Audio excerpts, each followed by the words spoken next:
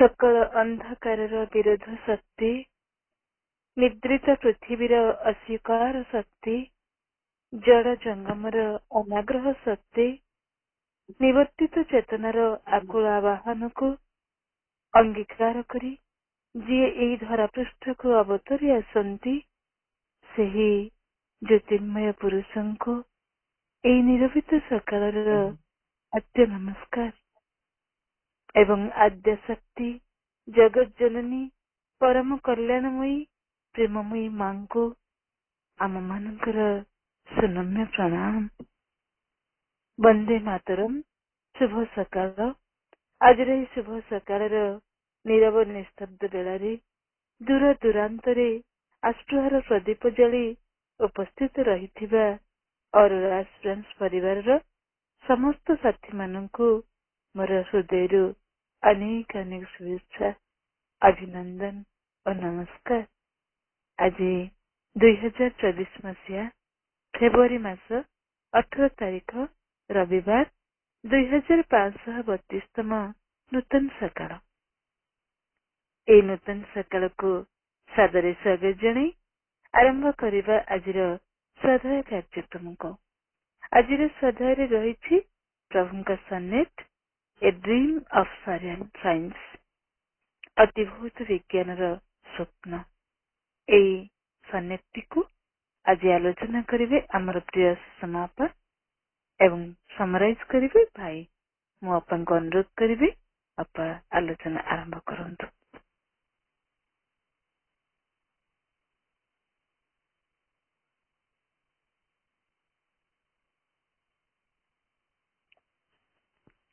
परम प्रभु श्री अरविंद और दिव्य जननी मां को पाद पद्म रे कोटि कोटि प्रणाम। अरोरा मिलिर समस्त भाई भौणी को प्रणाम जणाई आज मते दिया जाइतबा बा आज निर्णित होइतिबा ए जो सनेटटी ए ड्रीम ऑफ सरियल साइंस को आज जितकी बुझीची ताकू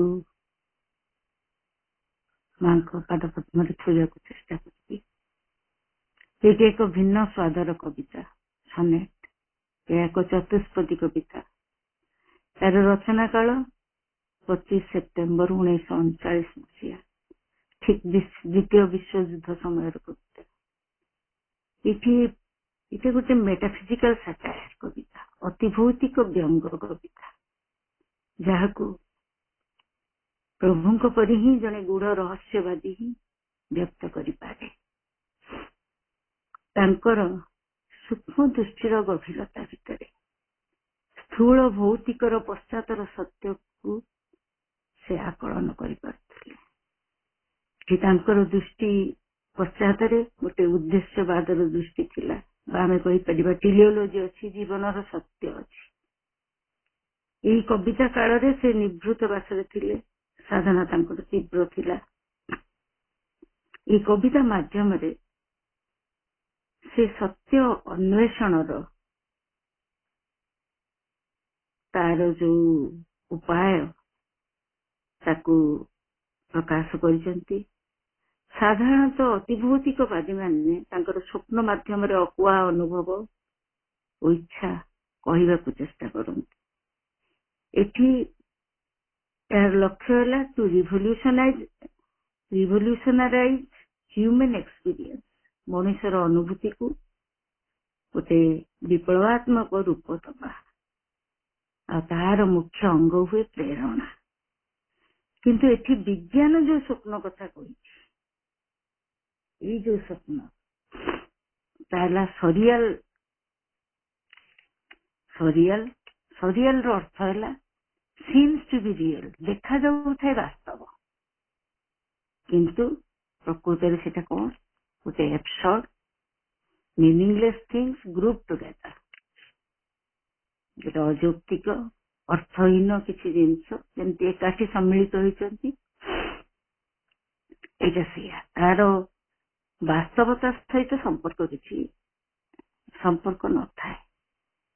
किछि गोटे आश्चर्यजनक प्रतीक को गोटे एकाठी करिकी देखैबार गोटे प्रयास, कल्पना प्रसूत ଅବାସ୍ତବ, ଯେମିତି ଗୋଟେ ସ୍ୱପ୍ନ। ସେଥିପାଇଁ ଏଠି କୁହାହଉଛି ଏ ଡ୍ରିମ୍ ଅଫ୍ ସରିୟଲ।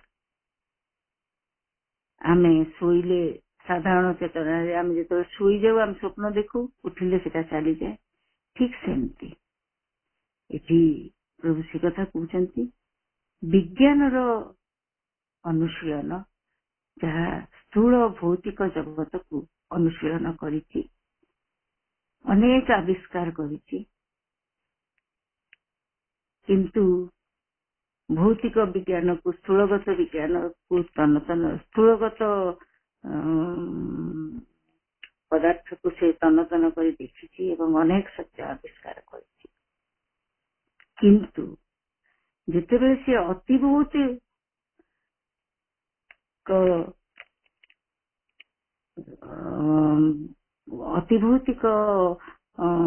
ଜଗତକୁ ପ୍ରବେଶ କରିଛି ବା ତାକୁ ଅନୁଶୀଳନ କରିଛି,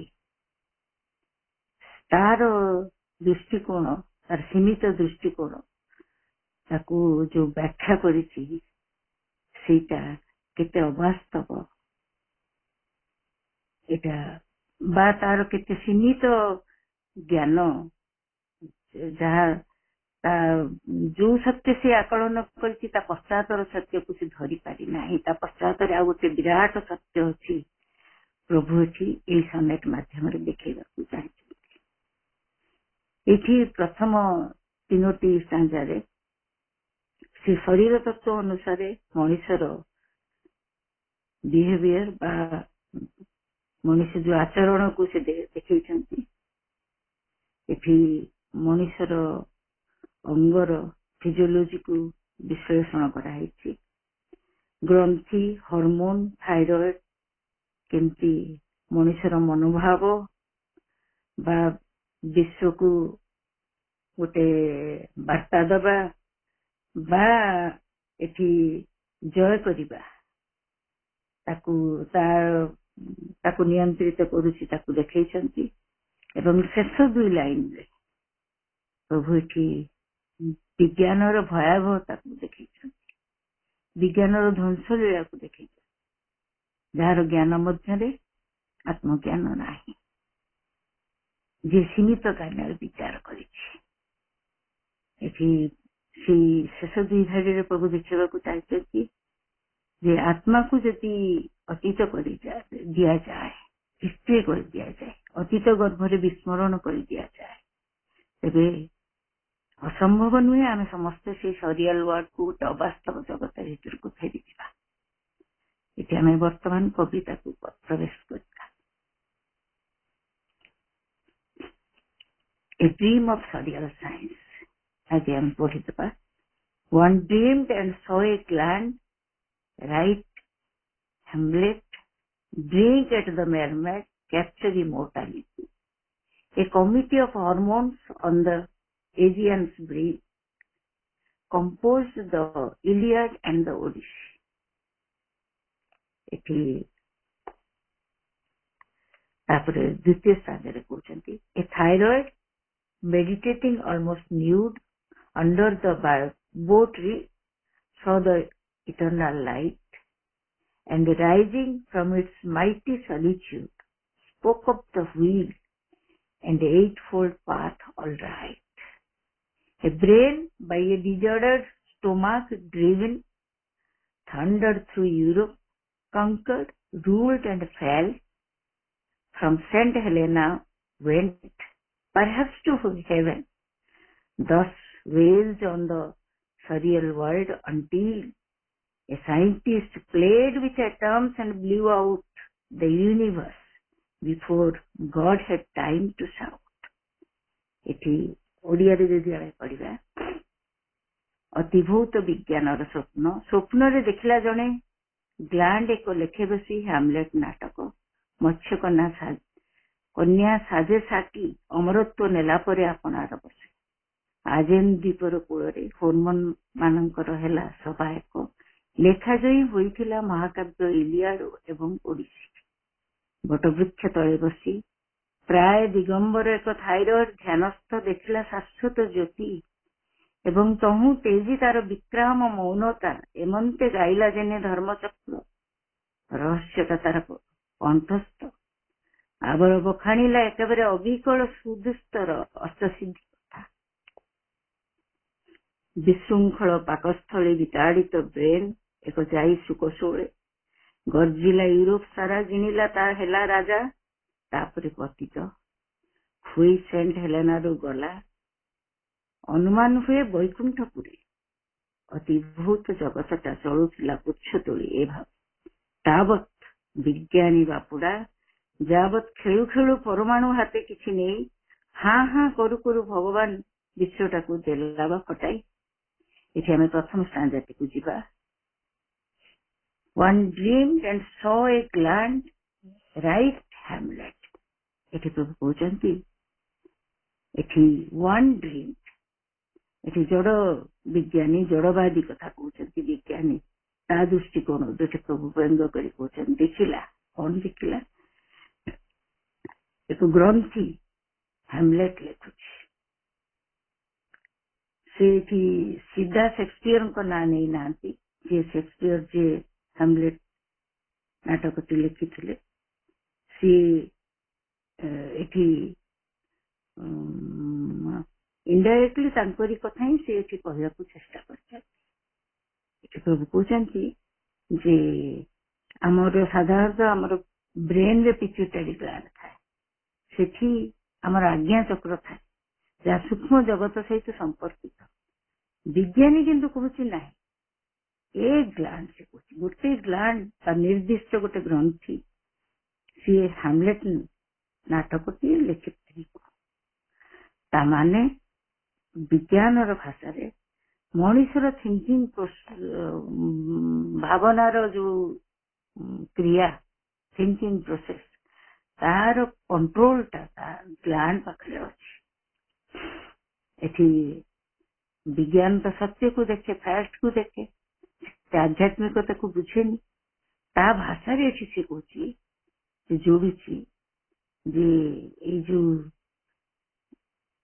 ଲେଖା ଯେତେବେଳେ ଗ୍ଲାଣ୍ଡର ପ୍ରତିକ୍ରିୟା ଫଳରେ ହିଁ ହଉଛି ନିର୍ଦ୍ଦିଷ୍ଟ, ସେଥିପାଇଁ ଏ କରିଛନ୍ତି ନିର୍ଦ୍ଦିଷ୍ଟ ଗ୍ଲାଣ୍ଡର ପ୍ରତିକ୍ରିୟା, ଯାହା ଫଳରେ ସେ ନିଜ କ୍ଷମତା ଠାରୁ ଅଧିକ କାର୍ଯ୍ୟ କରିପାରୁଛି। ତେଣୁ ଗ୍ଲାଣ୍ଡ ହ୍ୟାମଲେଟ୍ ଲେଖୁଛି। ଏଠି ଗ୍ଲାଣ୍ଡକୁ ସେ ପର୍ସନିଫାଏ କରିଛନ୍ତି। ଯେମିତି ଆମେ କହିପାରିବା ଯେ ଆମ ହାତ ବା ଟାଇପରାଇଟର ଗୋଟେ କବିତା ଲେଖୁଛି, ଠିକ ସେମିତି ଏଠି ସେଇ ଗ୍ଲାଣ୍ଡକୁ ଯିଏ ଅଚେତନ ଜଡ, ସିଏ ଏଠି ଗୋଟେ କାଳଜୟୀ ଲେଖା ଲେଖିପାରୁଛି। ତାପରେ ସେଠି ସେ କହୁଛନ୍ତି ଡ୍ରିଙ୍କ ଏଟ୍ ଦ ମେରମେଡ୍ କ୍ୟାପଚର ଇମୋର୍ଟାଲିଟି। ଏଠି ଏଟ୍ ଦି ମେରମେଡ୍ ଏଟା ରବର୍ଟ ବ୍ରାଉନିଙ୍କ ପୋଏମ୍ ସେ ଲେଖିଥିଲେ। ଡ୍ରିଙ୍କ ଏଟ୍ ଦ ମେରମେଡ୍, ସିଏ ସେଇଟା କହୁଛନ୍ତି ଏଠି ଡ୍ରିଙ୍କ ମାନେ ସେ ସେଇ କବିତାର ରସପାନ କରି ସିଏ କ୍ୟାପଚର ଇମୋର୍ଟାଲିଟି, ସିଏ ସେଇ ସୂକ୍ଷ୍ମ ଜଗତର ସହିତ ସମ୍ପର୍କିତ ହେଇଥିଲେ ଏବଂ ସେ ଆନନ୍ଦ ପାଇଥିଲେ ସେଇ ରସପାନ କରି। ଏଠି ପ୍ରଭୁ ସେଇ କଥା କହୁଛନ୍ତି, ସେମାନେ ଯୋଉ କାଳଜୟୀ ହେଇଛନ୍ତି ସିଏ ବା ସେମାନେ ଯୋଉ ଇମୋର୍ଟାଲ ହେଇଛନ୍ତି, ସେମାନେ ଯୋଉ ଅମର ହେଇଛନ୍ତି, ସେମାନେ ଏଇଟା ହଉଛି କେବଳ ସେଇ ଗ୍ରନ୍ଥିର ହିଁ କାମ। ତାପରେ ସେ କହୁଛନ୍ତି ତୃତୀୟ ଲାଇନରେ a committee of hormones on the Aegean spring. ଏଠି ସେ କହୁଛନ୍ତି ଯେ ଏ କମିଟି ଅଫ ହରମୋନ୍ସ, ହରମୋନଙ୍କର ଗୋଟେ ସଭା ବସିଛି, ଏକତ୍ର ହେଇଛନ୍ତି ସମସ୍ତେ। କଣ କରୁଛନ୍ତି, କୋଉଠି ବସିଛନ୍ତି ନା ଏଜିଆନ୍ ସ୍ପ୍ରିଙ୍ଗ, ଏଜିଆନର ଦ୍ୱୀପ କୂଳରେ ବସିକିରି ସେମାନେ ଲେଖୁଛନ୍ତି କବିତା। ହରମୋନ ମାନେ କମ୍ପୋଜ ଦ ଇଲିଆଡ ଆଣ୍ଡ ଓଡିସି, ସେମାନେ ବସିକିରି ଗୋଟେ ମହାନ କବିତା, ଏପିକ୍ କବିତା ଇଲିଆଡ ଆଉ ଓଡିସି, ଯାହା ଗ୍ରୀକ କବି ହୋମର ଲେଖିଥିଲେ, ସିଏ ବି ସେମିତି କାଳଜୟୀ କବିତା। ସେ କହୁଛନ୍ତି ଟ୍ରୋଜନ ୱାର ସେଇ ଏଜିଆନ ଦ୍ୱୀପ କୂଳରେ, ଯୋଉଟା ଭୂମଧ୍ୟ ସାଗରୀୟ ଗୋଟେ ଦ୍ୱୀପ, ତାରି କୂଳରେ ट्रोजन वार ହେଇଥିଲା ଆଉ ସେଇଠି ବସିକିରି ସେମାନେ ସେ ମହାକାବ୍ୟ ଇଲିଆଡ ଆଉ ଓଡିସି ଲେଖୁଛନ୍ତି। କିଏ? ହରମୋନ ଲେଖୁଛନ୍ତି, ହୋମର ଲେଖୁନାହାନ୍ତି, ହରମୋନ ଲେଖୁଛନ୍ତି। ଏଠି ଦେଖିବାକୁ ପ୍ରଭୁ ବ୍ୟଙ୍ଗ କରି କହୁଛନ୍ତି ଯେ ବିଜ୍ଞାନୀ ମାନେ ଭାବୁଛନ୍ତି ଯେ ସେଇ ଐତିହାସିକ ଲେଖା ସବୁ ହରମୋନ କରୁଛି। ହରମୋନକୁ ଆମେ କଣ ଧରିବା? ହରମୋନ ହଉଛି ଆମ ଶରୀରର ଗୋଟେ, ତାକୁ କୁହାଯାଏ କେମିକାଲ ମେସେଞ୍ଜର। ସିଏ ସବୁ ରକ୍ତରେ ପ୍ରବାହିତ ହେଇ ସିଏ ଗୋଟେ ବାର୍ତ୍ତା ବହନ କରୁଥାଏ। ଯେମିତି ସେମିତିଆ ଏଠି ହରମୋନ କଣ କାମ କରୁଛି ନା ସେ ବିଶ୍ୱକୁ, ପୃଥିବୀକୁ କିଛି ବାର୍ତ୍ତା ଦେବାକୁ ଚାହୁଁଛି ଏଇ ବିଖ୍ୟାତ ଏଇ କାଳଜୟୀ କବିତା ମାଧ୍ୟମରେ। ଏଠି ବ୍ୟଙ୍ଗ କରି କହୁଛନ୍ତି। ତାପରେ ଏଠି ଏଇ ପ୍ରଥମ ଏଇ ପଂକ୍ତିରେ ସିଏ ସବୁ ପ୍ରତିଭାକୁ ବିଜ୍ଞାନ କେମିତି ବ୍ୟାଖ୍ୟା କରୁଛି ତାକୁ ଦେଖେଇଛନ୍ତି। ଜଣେ ଗାଇପାରୁଛି ତାମାନେ ସେଟା ତାର ହଉଛି, ସେଟା ତାର ଭୋକାଲ କର୍ଡର କ୍ଷମତା। ସେ ଜଣେ ଆଙ୍କି ପାରୁଛି, ସେଇଟା ତାର ଗୋଟେ ଗ୍ରନ୍ଥିର କ୍ଷମତା। ଏମିତି ସବୁ ଯୋଉ ବିଜ୍ଞାନ ଯୋଉ ବ୍ୟାଖ୍ୟା କରୁଛି ସ୍ଥୂଳକୁ ସ୍ଥୂଳରେ, ତାର ସୂକ୍ଷ୍ମ ତତ୍ତ୍ୱ ବା ତା ପଶ୍ଚାତର ସତ୍ୟକୁ ଆକଳନ ନ କରି ଏଠି ପ୍ରଭୁ ସେଇ କଥା କହୁଛନ୍ତି। ଏଠି ଭାରି ସୁନ୍ଦର ଭାବରେ ଅଛି ଯେ ଦ୍ୱିତୀୟ ସ୍ଥାନରେ ଆମେ ଦେଖିବା। ତେଣୁ ପ୍ରଥମେ ସେଠି ସେ ଯୋଉ ତାର ଆଜ୍ଞା ଚକ୍ର ଅଛି, ଯାହା ସୂକ୍ଷ୍ମ ଜଗତ ସହିତ ସମ୍ପର୍କିତ, ଯୋଉଠୁ ପ୍ରେରଣା ଆସେ, ତାକୁ ସେ ନେଇନାହିଁ। ଏଠି ଦ୍ୱିତୀୟ ସ୍ଥାନରେ ସେ ଏ ଥାଇରଏଡ ମେଡିଟେଟିଂ ଅଲମୋଷ୍ଟ ନ୍ୟୁଡ୍ ଅଣ୍ଡର ଦି ବୋଟ୍। ଥାଇରଏଡ ଯୋଉଟା ଗଳାରେ ଥାଏ, ତା କାମ କଣ ନା ସିଏ ଆମର ଭଏସ କ୍ୱାଲିଟି, ଆମ ସ୍ୱର ସଂଯୋଜନାକୁ ସେ ନିୟନ୍ତ୍ରଣ କରେ। ଏଠି ତାର ଆବଶ୍ୟକତା ବ୍ରେନ ଡେଭଲପମେଣ୍ଟ ବି ଅଛି। ଏଠି ପ୍ରଭୁ କହୁଛନ୍ତି ଥାଇରଏଡ ଯୋଉଟା ଗଳାରେ ଥିଲା, ଜଣେ ଦେଖୁଛି ଥାଇରଏଡ ମେଡିଟେଟିଂ ଅଲମୋଷ୍ଟ ନ୍ୟୁଡ୍, ସିଏ ଧ୍ୟାନ କରୁଛି ପୁରାପୁରି ନଗ୍ନ ହେଇ ବୁଦ୍ଧିକଳ୍ପ ତଳେ ବସିକି ଗୋଟେ ବୋଟରେ, ବୁଦ୍ଧିକଳ୍ପ ସଦି ଇଟର୍ନାଲ ଲାଇଟ୍। ସେ ଦେଖୁଛି କଣ? ସେ ଅନନ୍ତ, ସେ ଶାଶ୍ୱତଙ୍କର ଆଲୋକକୁ ସେ ଦେଖିପାରୁଛି, ତାକୁ ଆସ୍ୱାଦନ କରୁଛି। ଏଠି ବିଜ୍ଞାନ ବୁଝେଇବାକୁ ଚେଷ୍ଟା କରୁଛି ଯେ ମେଡିଟେସନ ବେଳେ ଯୋଉ ଓମ୍ ଉଚ୍ଚାରଣ ସେ କରୁଛି, ତାର ଗଳାର ଯୋଉ ଧ୍ୱନି ବାହାରୁଛି, ତା ଫଳରେ ତାର ବ୍ରେନ ଡେଭଲପମେଣ୍ଟ ହଉଛି। ଯିଏ ଅନନ୍ତ ଆଲୋକକୁ ଦେଖିପାରୁଛି, ତାମାନେ ତାର ସେ ଚକ୍ଷୁ ଖୋଲି ଯାଉଛି, ସେ ଦେଖିପାରୁଛି, ସେ ଆତ୍ମାକୁ ଦେଖୁଛି। ସେଇଟା ସେ କହୁଛନ୍ତି so the eternal light and rising from its mighty solitude spoke of the wheel and eightfold path all right।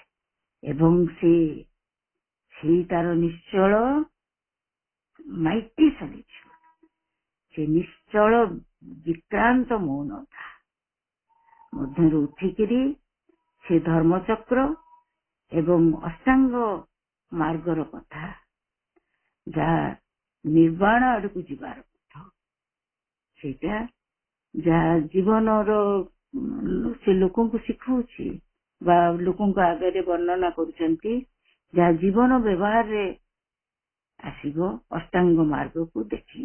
ଏଠି ପ୍ରଭୁ ବିଜ୍ଞାନ ଅନୁସାରେ ଏଇଟା ଯେ ଥାଇରଏଡ ଯେତେବେଳେ ସିଏ ଧ୍ୟାନମଗ୍ନ ରହେ, ଏଠି ସେ ବୁଦ୍ଧଦେବଙ୍କ କଥା କହୁଛନ୍ତି, ସେଇ ଅଶ୍ୱତ୍ଥ ସେ ବୋଧିସତ୍ୱ ତଳେ, ବୋଧିକଳ୍ପ ତଳେ ସେ ବୋଧିସତ୍ୱ ଲାଭ କରେ ବା ସେ ନିର୍ବାଣ ପ୍ରାପ୍ତ ହୁଏ ଏବଂ ସେ ସେଇ ପରମଙ୍କ ଆଲୋକକୁ ଦେଖିପାରେ, ସେଇ ଜ୍ୟୋତିର୍ମୟଙ୍କୁ ସେ ଦେଖିପାରେ, ସେ ଆତ୍ମାଙ୍କୁ ସେ ଦେଖିପାରେ ସେଇ ନିଶ୍ଚଳତା ଭିତରେ।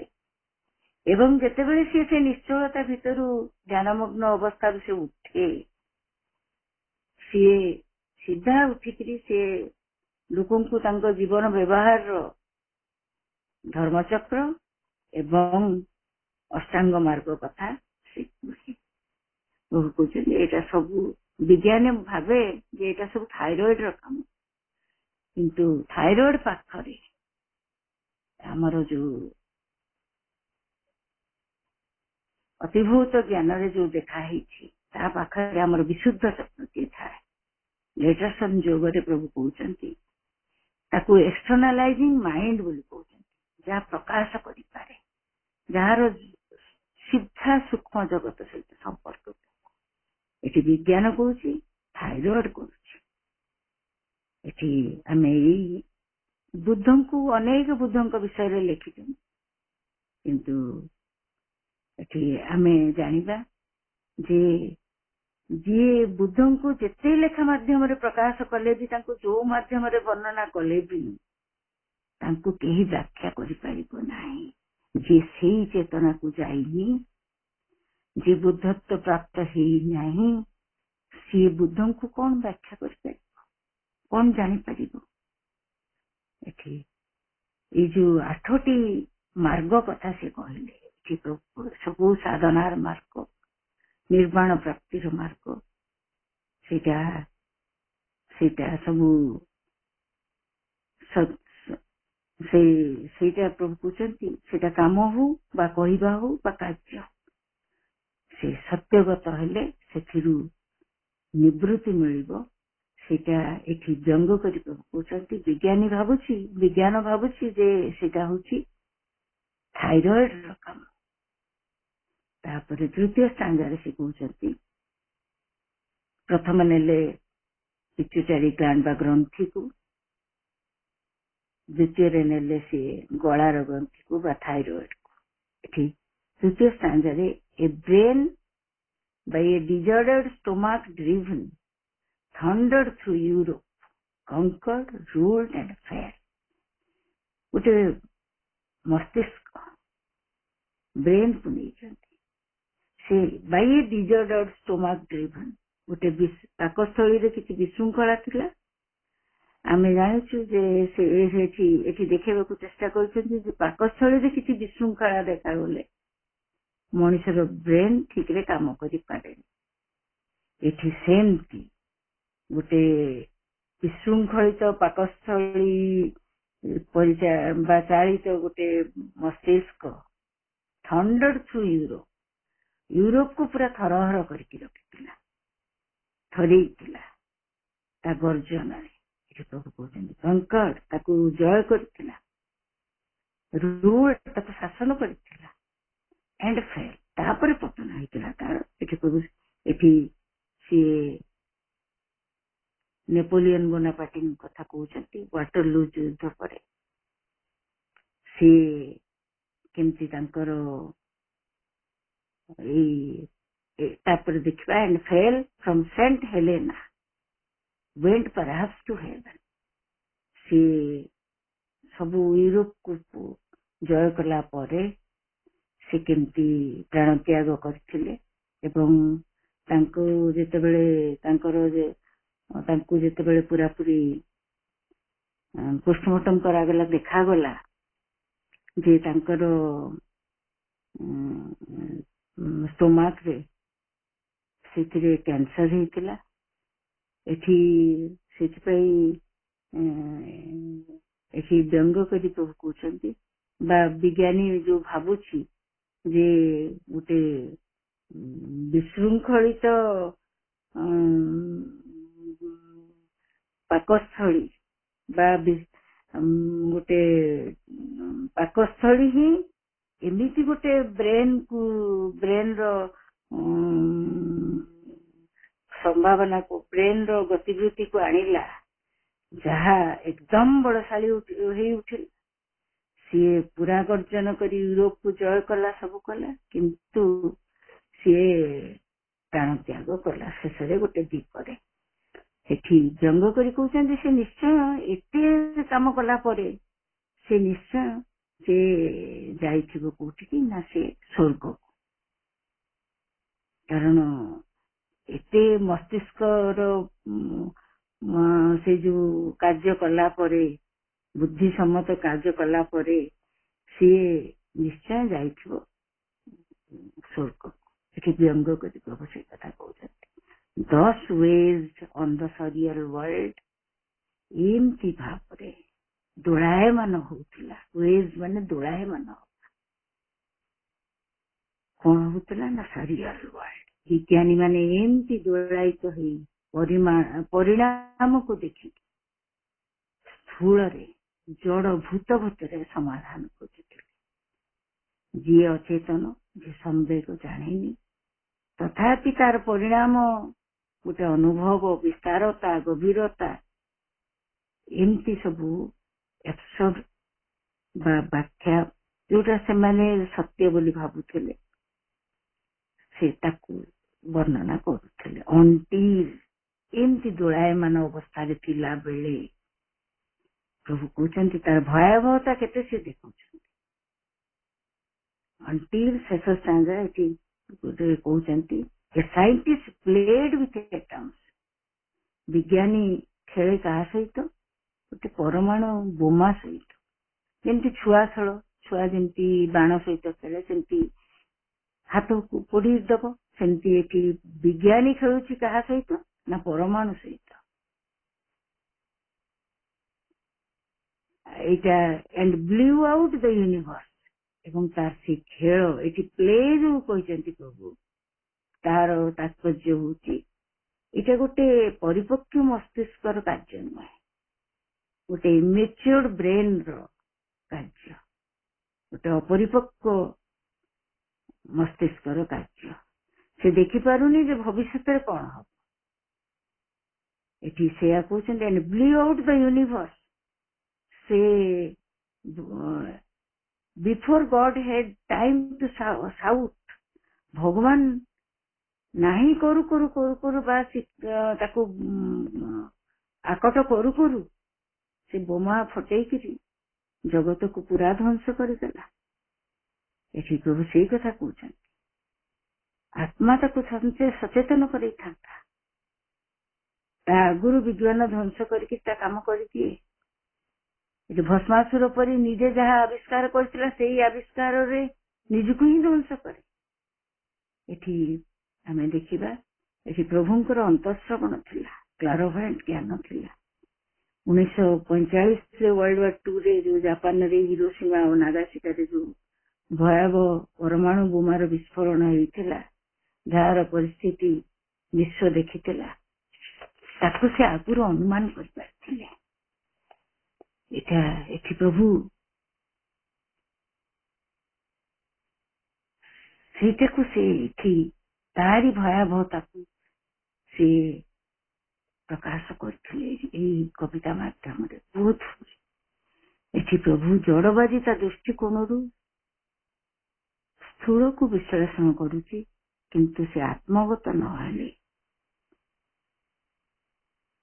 ସେ ଉଚ୍ଚସ୍ତରକୁ ନ ଗଲେ, ବାସ୍ତବବାଦୀ ନହେଲେ, ପ୍ରକୃତ ସତ୍ୟକୁ ନ ଜାଣିଲେ, ଭୂତ ପଶ୍ଚାତରେ ଯୋଉ ଅତିଭୂତ ଅଛି ତାକୁ ଯଦି ସେ ନ ଜାଣିବ, ପ୍ରୟୋଗ ସାଙ୍ଗରେ ଯଦି ସେ ତାକୁ ଶୃଙ୍ଖଳିତ କରିବାର ବ୍ୟବସ୍ଥା ଯଦି ସେ ନ ଜାଣିବ, ଯାହାର ଜ୍ଞାନ ସ୍ଥୂଳରେ ନାହିଁ, ଯାହାର ଜ୍ଞାନ ଅନ୍ତର୍ଜ୍ଞାନ ଭିତରେ ଅଛି, ଭିତରେ ଅଛି, ଆତ୍ମଜ୍ଞାନରେ ଅଛି, ଏଠି ପ୍ରଭୁ କହୁଛନ୍ତି ସେ ନିଜେ ନିଜର ଧ୍ୱଂସର କାରଣ ହବ। ଗୋଟେ ଫେର ଆଉ ଥରେ, ସେଥିପାଇଁ ଆମର ସୃଷ୍ଟିକର୍ତ୍ତା ବ୍ରହ୍ମାଙ୍କର ଚତୁର୍ମୁଖ ହେଲା ବେଳେ ସଂହାରକର୍ତ୍ତା ଶିବଙ୍କର ଯେ ଶୃଙ୍ଖଳାର କର୍ତ୍ତା, ତାଙ୍କର ପଞ୍ଚମୁଖ। ଏଠି ମୁଖ ହଉଛି ବ୍ରେନ୍, ଗୋଟେ ଇଭଲ୍ୟୁସନାରୀ ବଡି।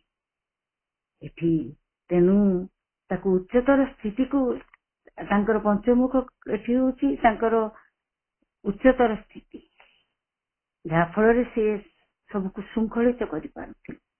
ତେଣୁ ସେଇଟା ସେ ପ୍ରଭୁ କହୁଛନ୍ତି, ଯେତେବେଳେ ପର୍ଯ୍ୟନ୍ତ ଆତ୍ମାକୁ ଇତିହାସ କରି ରଖିବ ମଣିଷ, ସେ ଫେର ସେଇ ଅବାସ୍ତବ ଜଗତ ଭିତରେ ବସିବ। ସିଏ ପ୍ରକୃତ ସତ୍ୟକୁ ନ ବୁଝିପାରି ଆପେକ୍ଷିକ ସତ୍ୟକୁ, ଆଂଶିକ ସତ୍ୟକୁ, ବିଶ୍ଳେଷଣାତ୍ମକ ସତ୍ୟକୁ, ସେ ଯୋଉଟା ଦେଖୁଛି ଇନ୍ଦ୍ରିୟଗତ ସତ୍ୟକୁ ସତ୍ୟ ବୋଲି ମଣି ଧ୍ୱଂସର କାରଣ ହବ। ବନ୍ଦେ ମାତରମ୍।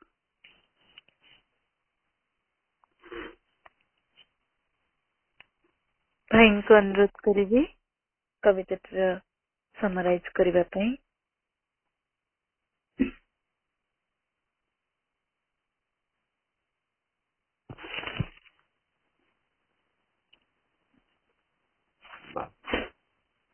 ବନ୍ଦେ ମାତରମ୍। ଶୁଭ ସକାଳ। ଏହି ଶୁଭ ସକାଳର ଗଭୀର ନିରବତା ମଧ୍ୟରେ ମାଙ୍କୁ ଏବଂ ପ୍ରଭୁଙ୍କୁ ଶତ ପ୍ରଣାମ ଏବଂ ଉପସ୍ଥିତ ପ୍ରିୟ ଆତ୍ମାର ସାଥୀମାନଙ୍କୁ ଅନ୍ତରର ଶ୍ରଦ୍ଧା ଶୁଭେଚ୍ଛା ଓ ନମସ୍କାର। ଅପା ବହୁତ ସୁନ୍ଦର ଭାବରେ ଲାଇନ ବାଇ ଲାଇନ ଆଲୋକପାତ କରିଛନ୍ତି।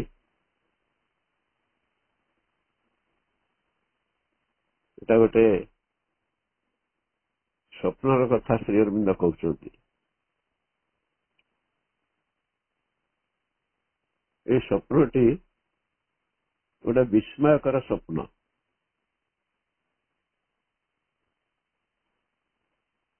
ଯାହାର ସ୍ଥୂଳ ବସ୍ତୁ ସହିତ ସମ୍ପର୍କ ରହିଛି କିନ୍ତୁ ସମ୍ପୂର୍ଣ୍ଣ ଭାବରେ କାଳ୍ପନିକ।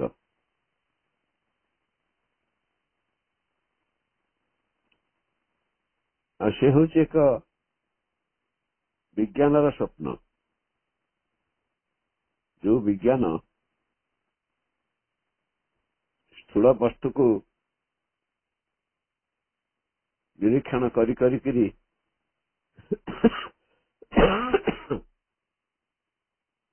ପରମାଣୁ ପର୍ଯ୍ୟନ୍ତ ଯାଏ, କିନ୍ତୁ ସେ ପୁଣି ଅତିଭୌତିକତାର ସ୍ୱପ୍ନ ଦେଖେ। ସ୍ୱପ୍ନରେ ଜଣେ ବହୁ ବିଚିତ୍ର ଅବସ୍ଥା ଭିତରେ ଦେଇକି ଗତି କରିପାରେ, ଯାହା ତାର ଜୀବନ କାଳ ଭିତରେ ସମ୍ଭବ ହେଇନଥିଲା। ତାକୁ ମଧ୍ୟ ସେ ଅନ୍ତତଃ ସ୍ୱପ୍ନରେ ସେ ତାକୁ ଦେଖେ। ତେଣୁ ସେଥିପାଇଁ ଏ ସମଗ୍ର କବିତାଟି ଜଣେ ବ୍ୟକ୍ତିର ସ୍ୱପ୍ନ। ସେ ବ୍ୟକ୍ତି ହେଉଛି ଜଣେ ବିଜ୍ଞାନୀ।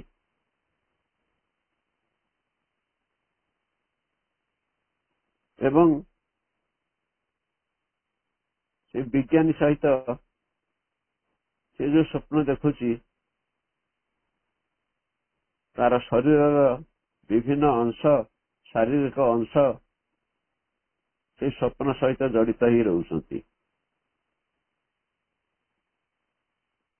ଏବଂ ସେ ଶାରୀରିକ ଶରୀରର ବିଭିନ୍ନ ଅଂଶ ବିଭିନ୍ନ ଅକଳ୍ପନୀୟ ବସ୍ତୁକୁ ସୃଷ୍ଟି କରୁଛନ୍ତି। ଯୋଉଠିକି ଆମେ ଉଦାହରଣ ନେଇକି ଏଠି ଦିଆହେଇଛି ଯେ ପ୍ରତ୍ୟେକ ମଣିଷର ଯୋଉ ଗ୍ଲାଣ୍ଡ, ଯୋଉ ଗ୍ରନ୍ଥି ଅଛି, ସେ ହାମଲେଟ ଲେଖୁଛି। ସେ ଅନ୍ତତଃ ମତ୍ସ୍ୟକନ୍ୟା ଘରେ ସୁରାପାନ କରୁଛି ଏବଂ ସେ ମଧ୍ୟ ଅମୃତତ୍ୱକୁ ଜାବୁଡି ଧରିଛି। ଗୋଟା କଳ୍ପନାର ବାହାର, କିନ୍ତୁ ସ୍ୱପ୍ନରେ ସମ୍ଭବ। ସ୍ଥୂଳ ଭାବରେ এটা ଆଦୌ ସମ୍ଭବ ନୁହଁ। ତାପରେ ସେ ଯୋଉ ଲେଖିଛନ୍ତି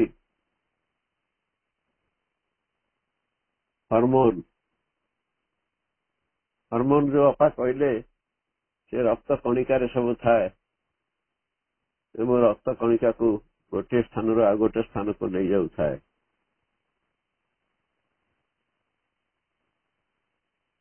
ଏଠି ସେ ସୁନ୍ଦର ଭାବରେ ଗୋଟେ ସ୍ୱପ୍ନକୁ ସାକାର କରିବା ପାଇଁ ତାର ସ୍ଥୂଳ ଭୂମି ମଧ୍ୟ ଦର୍ଶନ କରିଛନ୍ତି। ଏ ଯୋଉ ହରମୋନ ମାନଙ୍କର କମିଟି ବସିଲା, ସେ ଏଜିଆନ ଦ୍ୱୀପକୂଳରେ ବସିଲା ଏବଂ ସିଏ କଣ କଲା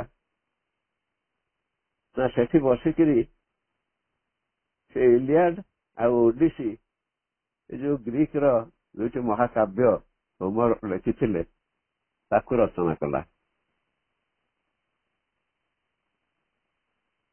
এটা କଣ ସ୍ଥୂଳରେ ସମ୍ଭବ ହବ କି? ହବନି। এটা ସେ ଯୋଉ ବ୍ୟକ୍ତି ସ୍ୱପ୍ନ ଦେଖୁଛନ୍ତି ସେ ସ୍ୱପ୍ନରେ ହିଁ ଏଟା ସମ୍ଭବ ହଉଛି। ଇଲିଆଡରେ ରହିଛି ସେ ଯୋଉ ଗୋଟେ ମହାକାବ୍ୟ ହୋମର ଲେଖିଥିଲେ, ତ୍ରୟ ଯୁଦ୍ଧ ଯୋଉ ହେଲା ସେଇ ତ୍ରୟ ଯୁଦ୍ଧର ବିସ୍ତାର ବିବରଣୀ ସବୁ ସେଥିରେ ଲେଖିଥିଲେ, ସେଟା ଇଲିଆଡ। ଓଡିସି ହେଉଛି ହୋମରଙ୍କର ଆଉ ଗୋଟେ କାବ୍ୟ, ଯିଏକି ସେ ଓଡିସିୟସ୍ ବୋଲି ଜଣେ ରାଜା ଥିଲେ,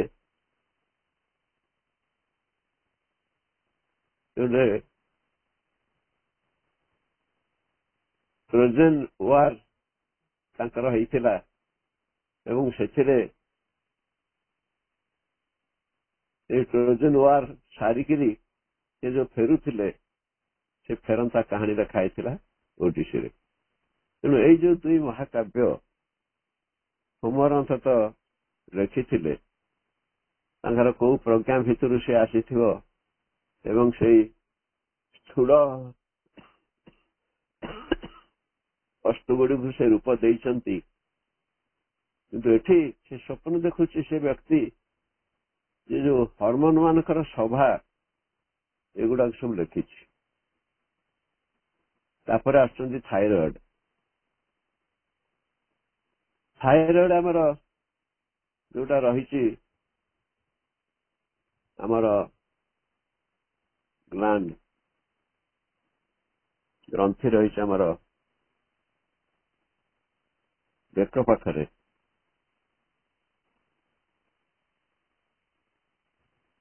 ସେ ଗୋଟେ ଗ୍ରନ୍ଥି। ସିଏ କଣ କରୁଛି ନା ସେ ଧ୍ୟାନସ୍ଥ ହେଇକି ବସିଛି, ଅଲମୋଷ୍ଟ ନ୍ୟୁଡ୍, ଉଲଗ୍ନ ହେଇକି ବସିକି ସେ ଧ୍ୟାନ କରୁଛି, ଦିଗମ୍ବର ହେଇକିରି ସେ ଧ୍ୟାନ କରୁଛି, ବସ୍ତ୍ର କିଛି ପିନ୍ଧି ନାହିଁ। ସେ କୋଉଠି ବସିଛି? ଗୋଟେ ବିରାଟ ବୃକ୍ଷ ତଳରେ ବସିଛି, ବୋଟ୍ରି। ବୋଟ୍ରି ହେଉଛି ଥାଇଲାଣ୍ଡର ଗୋଟେ ବିରାଟ ବଡ ଗଛ, ବିରାଟ ଗଛ। ତା ତଳେ ବସିକି ସେ ଧ୍ୟାନସ୍ଥ ହେଇଛି ଏବଂ ସେ ସେଠି ଦେଖୁଛି ସେ ଶାଶ୍ୱତ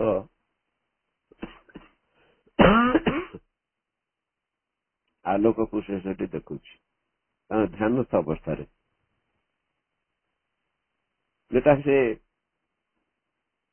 ଯେତେବେଳେ ବୁଦ୍ଧଦେବ ବୋଧିଦ୍ରୁମ ତଳେ ଧ୍ୟାନସ୍ଥ ହେଇଥିଲେ ସେତେବେଳେ ସେ ଏ ଯୋଉ ଶାଶ୍ୱତ ଆଲୋକକୁ ସେ ଦେଖିଥିଲେ, ତାଙ୍କ ଚେତନାର କୋଉ ସ୍ତରରେ ଯାଇ ସେ ତାକୁ ଦେଖିଥିଲେ। କିନ୍ତୁ ଏଠି ସେଇ ବ୍ୟକ୍ତି ଯେ ସ୍ୱପ୍ନ ଦେଖୁଛି, ସେ ଦେଖୁଛି ସେଇ ଯୋଉ ଶାଶ୍ୱତ ଆଲୋକକୁ କେବଳ ଥାଇରଏଡ ତା ମେଡିଟେସନ ଭିତରେ ଦେଖିଥିଲା। ତାପରେ ଆଉ କଣ ଘଟିଥିଲା ସେଥିରେ ନା ସେ ଧର୍ମଚକ୍ର ଯୋଉ ବୁଦ୍ଧଦେବ ତିଆରି କରିଥିଲେ ତାକୁ ସେ ଯେମିତି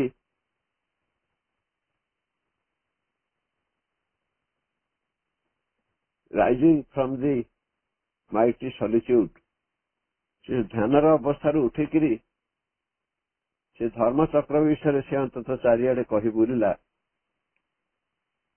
ଏବଂ ବୁଦ୍ଧଙ୍କର ଅଷ୍ଟାଙ୍ଗ ମାର୍ଗ, ଏଇଟ୍ ଫୋଲ୍ଡ ପାଥ, ତାକୁ ଯେମିତି ସେ କଣ୍ଠସ୍ଥ କରିଥିଲା ତାକୁ ସେ ବଖାଣିଲା ଚାରିଆଡେ। ତାର ଧ୍ୟାନରେ ଯାହା ସେ ଦେଖିଥିଲା ତାକୁ ସେ ସ୍ଥୂଳ ଭାବରେ ସମସ୍ତଙ୍କ ଆଗରେ କହିଲା ଯାଇକିରି ସେଇ ଥାଇରଏଡ। ଏଇ ଯୋଉ କଥା ଶ୍ରୀ ଅରବିନ୍ଦ ଏ ସନେଟ ଭିତରେ ଆଣିଛନ୍ତି। ତାମାନେ ଏଟା ଗୋଟେ ସ୍ୱପ୍ନ, ଆମେ ତାକୁ ସ୍ଥୂଳ ଜୀବନରେ କେତେବେଳେ ହେଲେ ସମ୍ଭବ ହେଇପାରିବ ନାହିଁ।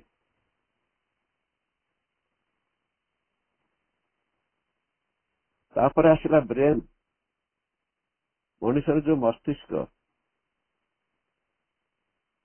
ସେ ଗୋଟେ ତାର ଯୋଉ ଷ୍ଟୋମାକ ରହିଛି, ପାକସ୍ଥଳୀ ରହିଛି, ସେ ଗୋଟେ ବିଶୃଙ୍ଖଳିତ ଅବସ୍ଥାରେ ରହିଛି। ସେ ବିଶୃଙ୍ଖଳିତ ଅବସ୍ଥାରେ ରହିକରି ତାର ବ୍ରେନ୍ ଟି ତିଆରି ହେଇଛି।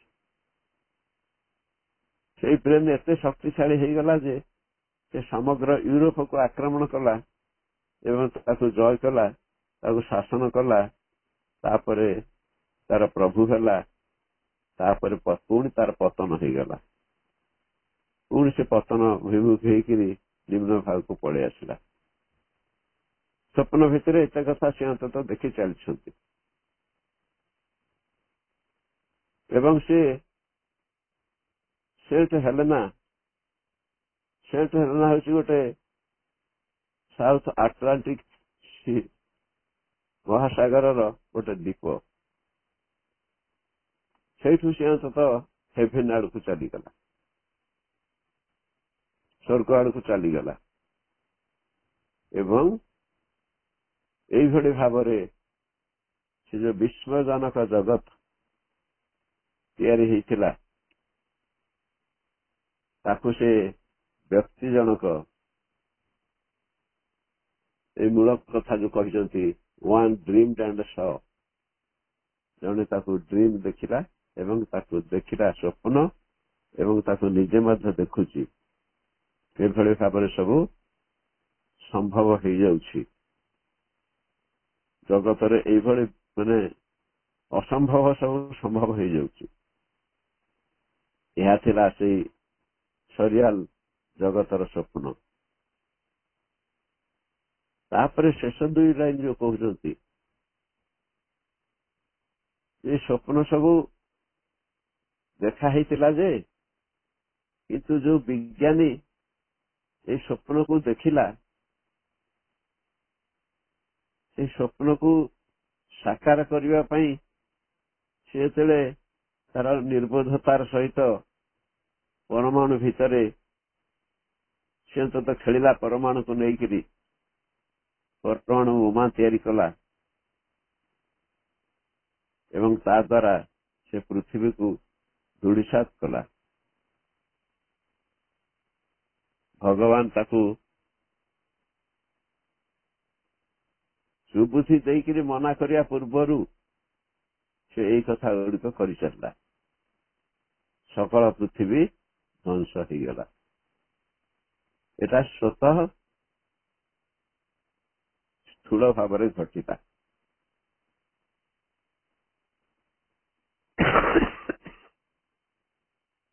ତେଣୁ ଏ ସମଗ୍ର ସନେଟିରେ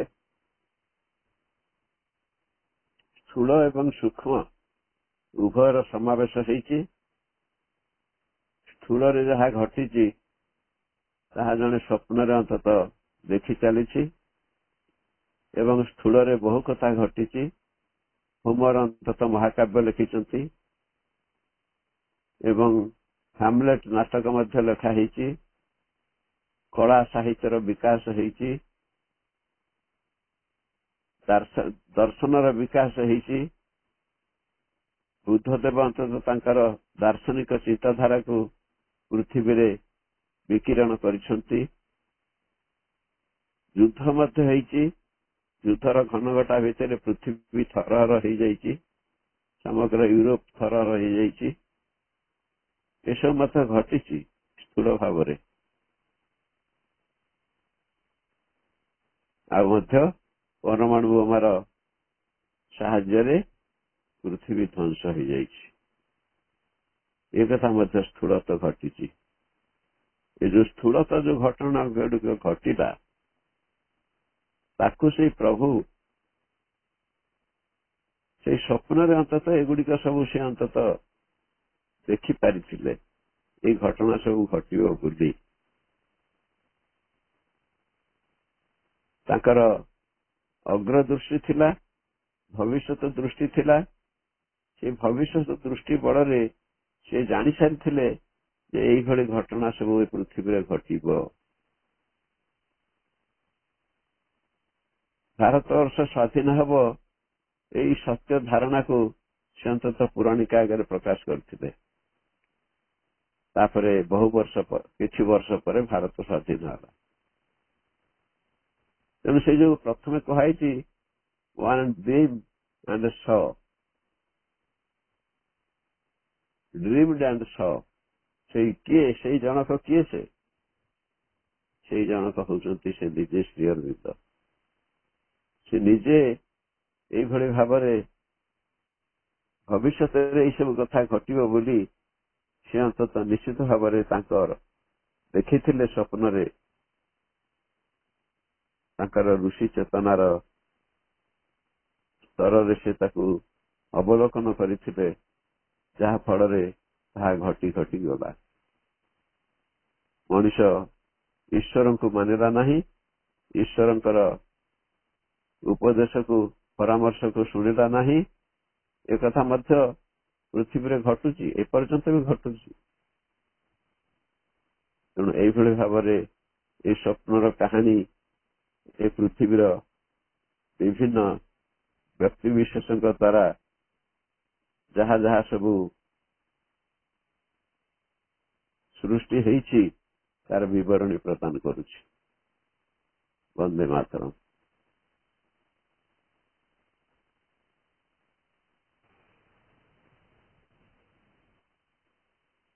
ଏକ ଭିନ୍ନ ପ୍ରକାରର ଚମତ୍କାର କବିତା ଆଜି ଆମେ ପଢିଲେ।